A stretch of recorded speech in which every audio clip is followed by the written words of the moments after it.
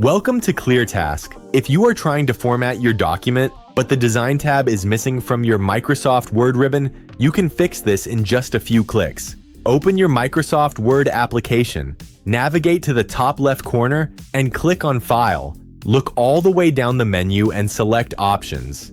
A new window will appear on your screen. On the left-hand menu, click on Customize ribbon. Now, direct your attention to the right side of the window, where you will see a list labeled Main Tabs.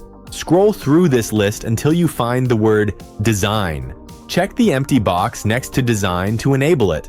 Click the OK button at the bottom right to save your changes. You will now see the Design tab restored to your main ribbon, giving you full access to themes and document formatting. That is it for this ClearTask tutorial. Please subscribe for more direct software solutions.